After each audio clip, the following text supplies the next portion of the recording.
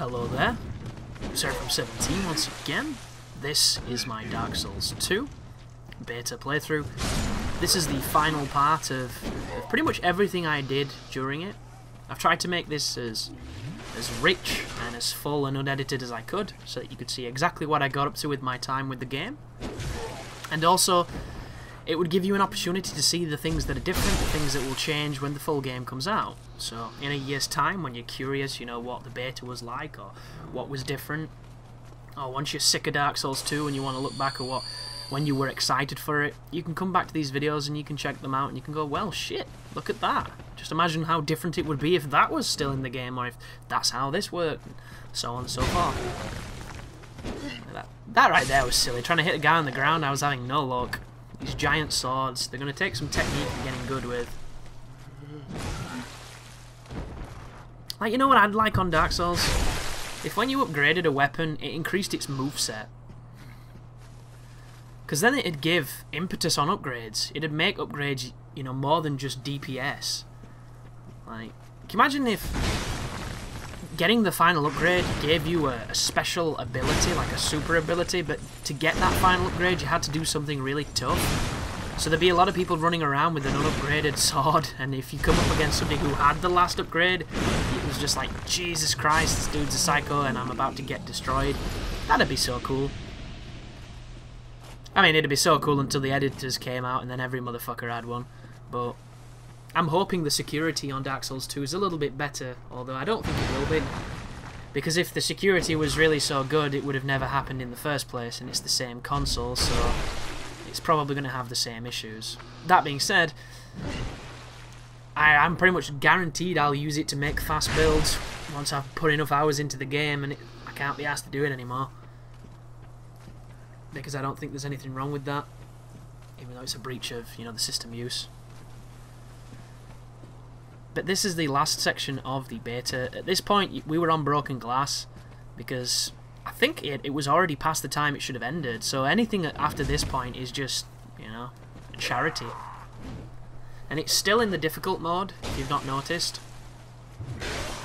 A lot of weapons have got pokes, I'm so happy about that. Look at that. Uh-oh. Uh-oh, out of stamina. It's one of the things I'm not used to when it comes to using these big weapons.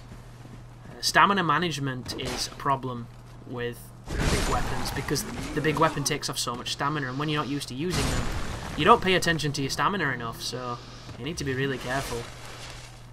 And stamina management is one of those things that I notice all the time when I'm not playing, but when I am playing and I'm using a big weapon, I just forget. I'm terrible for it. But just like anything else, you can work on it. It's all about awareness. And for the most, I think I've conditioned myself to play a certain way. Oh, you see that? That were bullshit. That's gonna be interesting with the backstabs. I understand why they've made them different, because a lot of people complained about them, and no doubt people will complain about them now. But I think people will complain for different reasons. Like that just then. Like, how did it miss? I wonder if they've tightened that up a little bit. I wonder so many things, it's crazy. I don't think there's a single game right now that I wonder just quite as many things as I do than this one.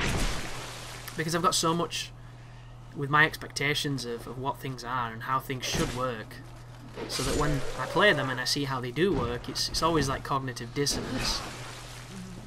Ow.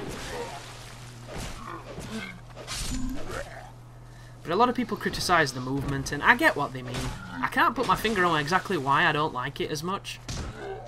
Which is funny, because they keep talking about how it's more fluid, how it's more dynamic, how it's more natural, but it doesn't feel that way.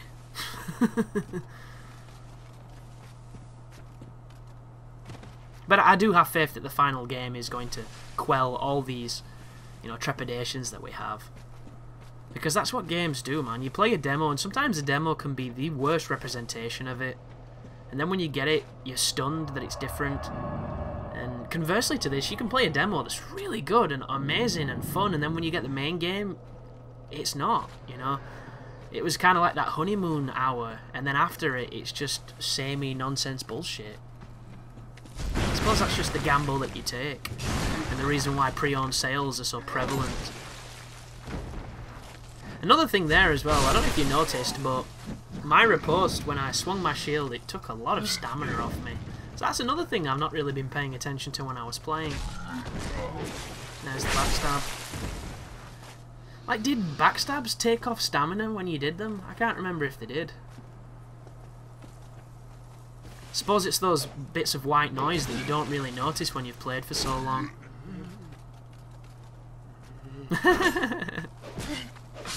That was weird.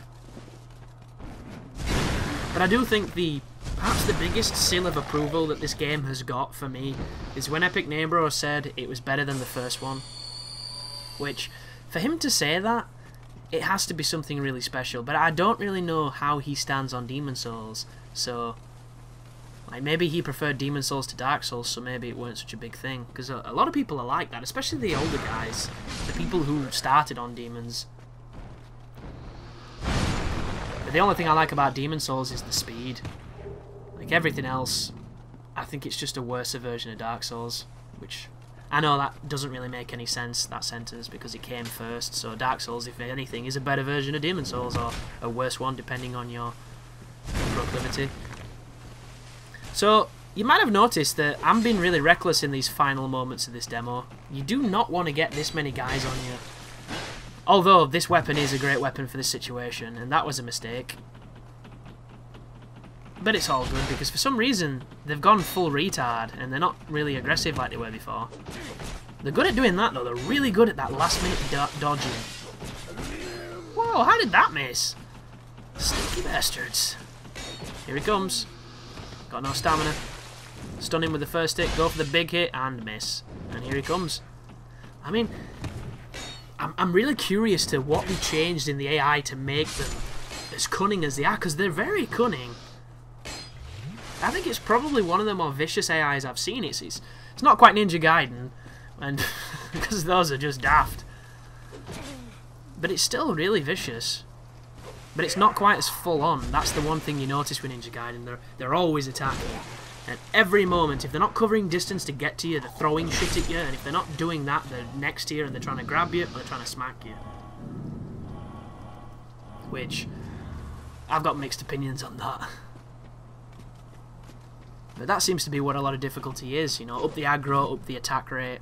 Oh, I'm finally dual wielding. Oh, I'm just messing about with an axe in my free hand, maybe. And there's only 2 minutes left of the beta, so...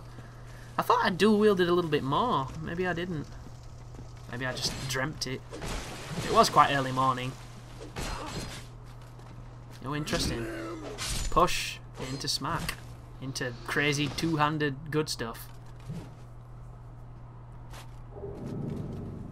So I think I'm probably going to do a dual wield playthrough. Just because they've put a lot more emphasis on it.